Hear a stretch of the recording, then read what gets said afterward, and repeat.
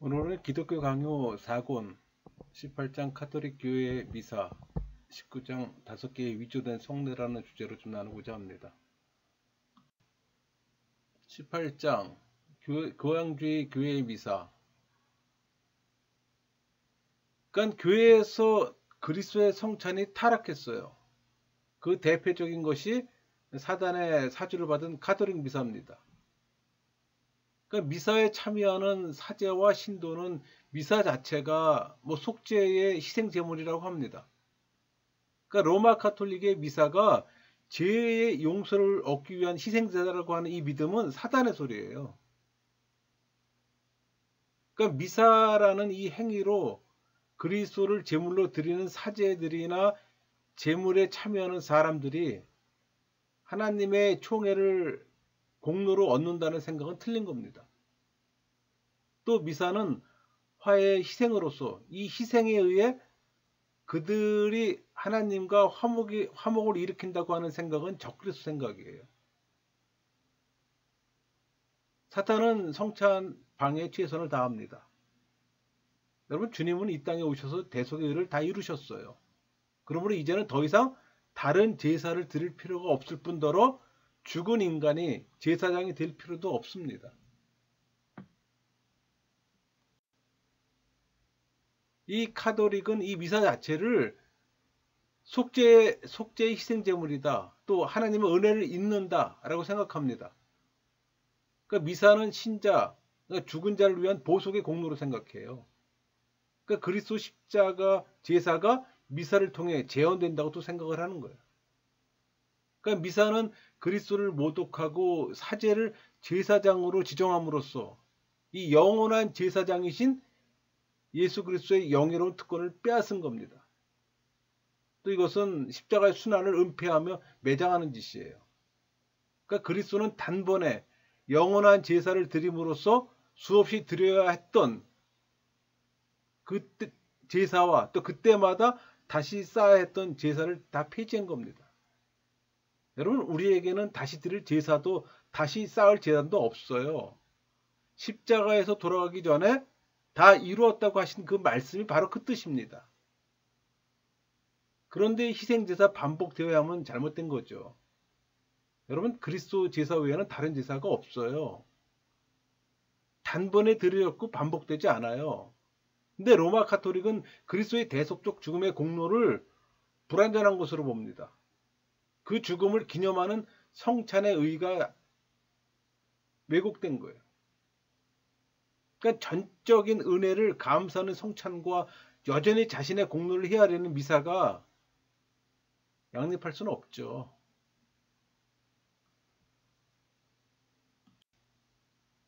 그러니까 카톨릭은 이 미사의 희생이 하나님에게 우리가 치르는 값이라고 주장합니다. 하나님은 그것을 보속으로 받으신다고 주장해요. 정말 이것은 배은망덕 중에서도 가장 파렴치한 배은망덕이에요.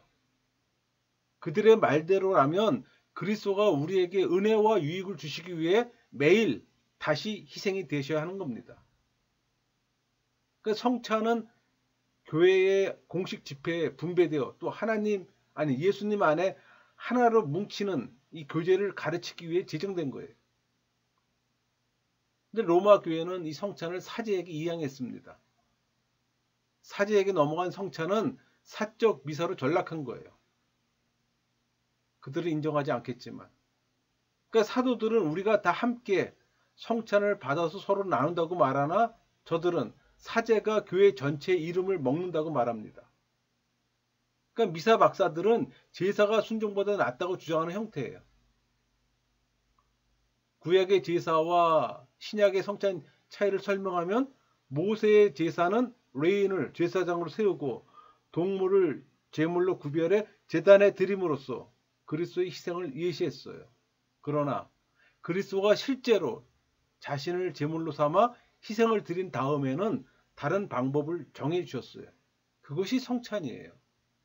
그러니까 성찬에 대한 바른 이해가 필요한 겁니다. 뜻도 모르는 의미도 없는 성찬을 행하는 것이 아니라, 여러분, 성찬은 이미 드린 희생의 유익을 믿는 자들에게 전달하려고 하는 거예요. 제단 대신 잔치상을 주셨고 제사장 대신 목회자를 성별해서 거룩한 잔치를 분배하게 하셨어요.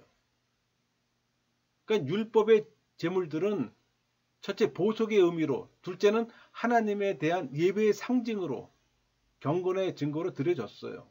따라서 우리의 제물도 두 종류로 구별이 됩니다.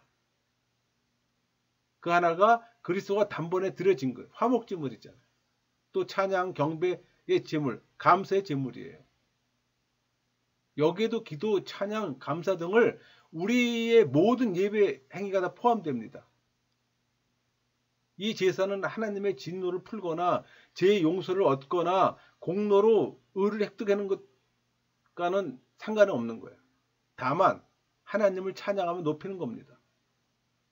감사와 찬양과 이 선행의 제사는 하나님의 백성이 있는 한 계속돼요. 주님의 만찬에서도 우리는 주님의 죽으심을 선포하며 감사를 드림으로 찬송의 제사를 드립니다. 그러니까 모든 예물은 오직 그리스도의 중재로만 드려져요. 주님이 교회에 주신 성례는 세례와 성만찬 두 개뿐입니다. 세례는 교회와 신앙생활에 들어가는 문이고 성찬은 일종의 계속되는 양식이에요. 여러분, 주님이 교회에 주신 성례는 세례와 성만찬 뿐입니다. 성경과 교부들에 의하면 견진례, 고해성사, 종부성사, 신품성사, 혼인성사, 성례가 될 수 없다고 말합니다. 카톨릭에서 말하기를 세례는 죄의 용서를 위한 것이라면 이 견진성사는 은혜를 얻고 덕을 위한 거예요. 그러니까 세례는 중생에서 생명을 얻게 하는 것이고 견진성사는 전투 준비를 시키는 거라고 말합니다. 그러니까 산자는 물로 세례를 받은 후 다시 주교에게서 기름 바름과 안수를 받아야 완전한 그리스도인이 된다고 얘기를 하는 거예요. 문제는 세례의 약속을 도둑질한 겁니다. 성례의 가치를 집행자의 가치에 따라 정하고 있어요. 그러니까 세례는 일반 사제에게, 견진례는 주교에게, 주교의 권위를 높인 거예요. 머리에 뿌리는 물보다 바르는 기름이 더 값지다고 말합니다. 여러분, 카톨릭에서는 고해성사, 이 고해성사는 사제의 중보를 통한 죄사함을 외형적으로 선포하는 표로 여겨졌어요. 여러분, 사제 중보는 예수 그리스도만이 가능한 거예요. 인간이 사제가 될 수가 없어요. 중보를 할 수가 없어요. 그들은 이 고해성사를 파손의 둘째 판자라고 불러요. 그러나 회개에는 성례 요소인 가시적인 표징이 있을 수가 없습니다. 내면적인 통회가 회개의 표징이자 본체이기 때문에.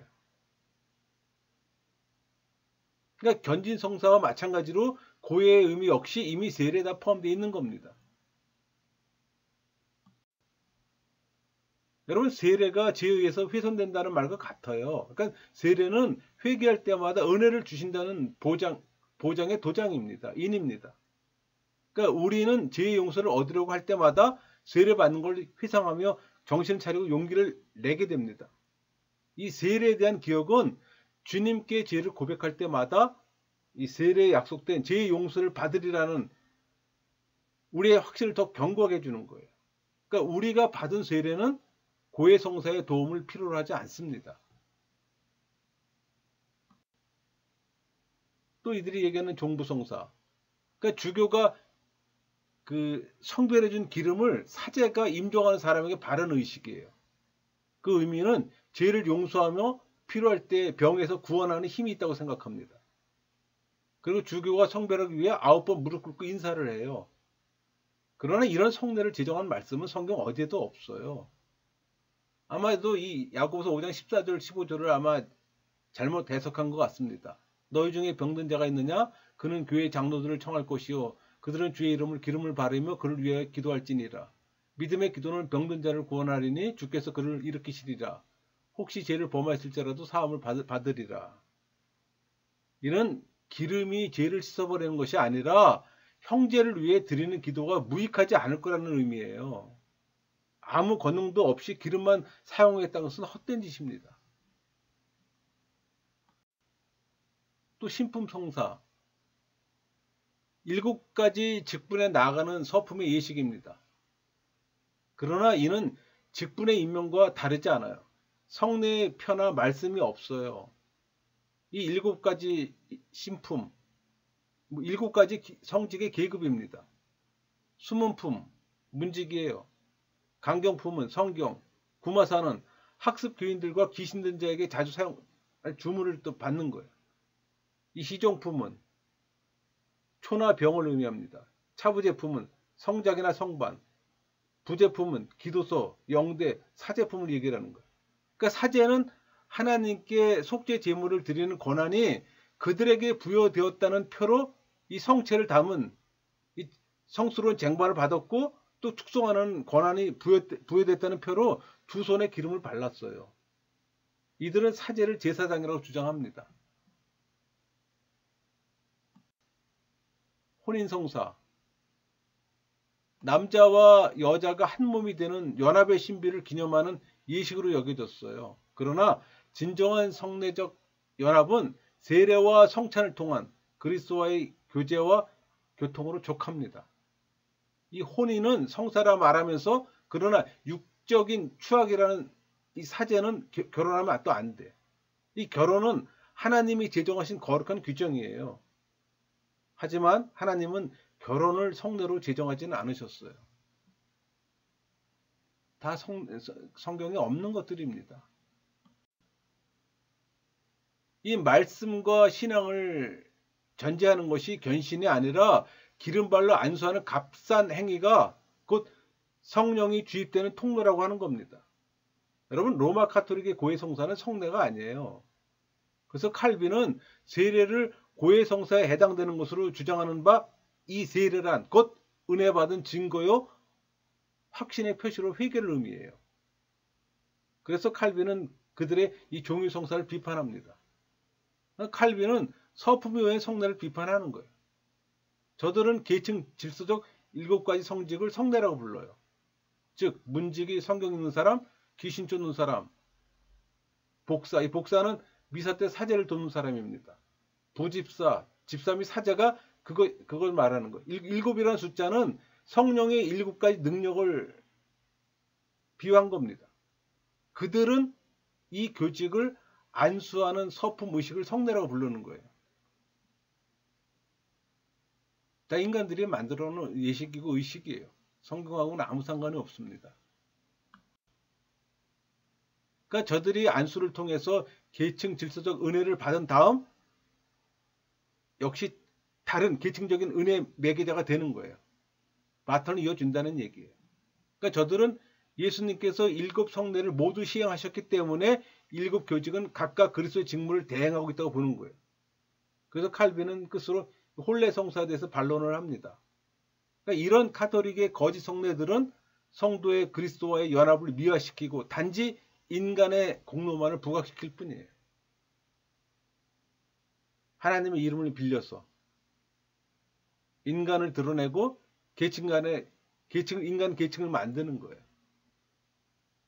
그러니까 성례는 보이지 않는 은혜에 보이는 표이므로 말씀으로 제정되지 않은 예식은 헛되고 참남할 뿐입니다.